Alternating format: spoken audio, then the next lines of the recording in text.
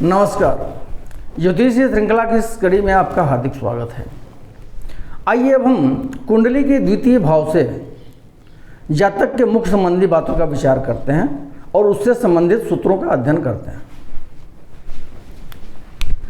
यदि धन स्थान में अर्थात द्वितीय भाव में शुभ ग्रह अपने उच्च आदि वर्ग में स्थित हो, उच्च आदि वर्ग मतलब स्वगृही हो, मूल त्रिकोणस्थ हो, उच्चस्थ हो, मित्र राशिस्थ हो, अधिमित्र की राशि में हो या शुभ नवांश में हो, वर्गोत्तम का हो, ये सब स्थिति बन रही हो, या शुभ ग्रह द्वितीय भाव को देखता हो, या तो द्वितीय भाव में शुभ ग्रह अपने अच्छी स्थिति में बैठा हो, उच्च वर्ग आदि में बैठा हो, या द्वितीय भाव को शुभ ग्रह देखता हो, तो वैसा जातक सुंदर मुख अर्थात चेहरा वाला होता है, अर्थात ऐसे जातक की मुखाकृति सुंदर होती है।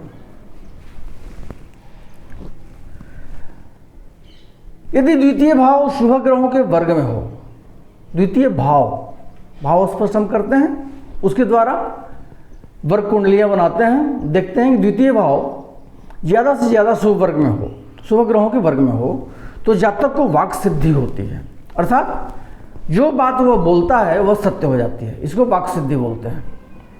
अब यह सूत्र जो है सो थोड़ा अधूरा प्रतीत होता है।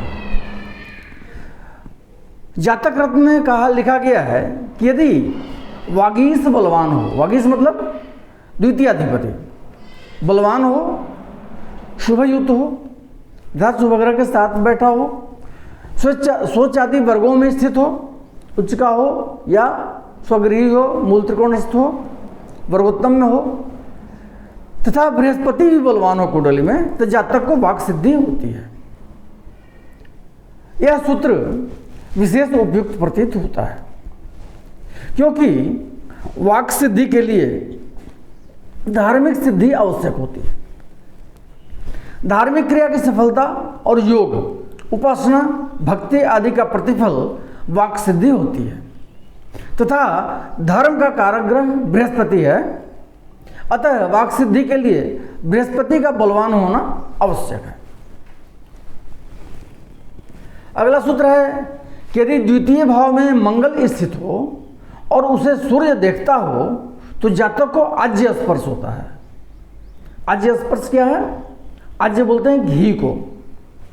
आज्य स्पर्श एक मुख का रोग होता है जो मुख्यतः रक्त विकार से होता है, और इसमें जातक के मुख को घृताक्त किया जाता है, घी से उसको चिकना किया जाता है, तो इस रोग को आज्य स्पर्श कहते हैं। अगला सूत्र है कि यदि द्वितीयस्थ मंगल के साथ अर्थात द्वितीय भाव में मंगल बैठा हो और उसके साथ शनि की युति हो, शनि भी वहां पे बैठा हो, या द्वितीयस्थ मंगल शनि से दृष्ट हो, शनि उसको देख रहा हो द्वितीय भाव में बैठे हुए मंगल को, तो जातक को आज्य स्पर्श होता है। अगला सूत्र है कि यदि धन स्थान में राहु बैठा हो और वह पापग्रह से दृष्ट हो, तो जातक कोद्रव खाता है। कोद्रव क्या है? जिसको हम लोग देहात में कोदो बोलते हैं। एक मोटा अनाज होता है जो मुख्यतः पहले गरीबों को खाने के लिए मिलता था। जो एकदम निर्धन व्यक्ति रहता था वो इस तरह का मोटे अन्न का उपयोग करता था। आज परिस्थितियां बदल गई हैं और आज मोटे अन्न को कुछ ज़्यादा प्रेफरेंस दिया जा रहा है उनको खाने में।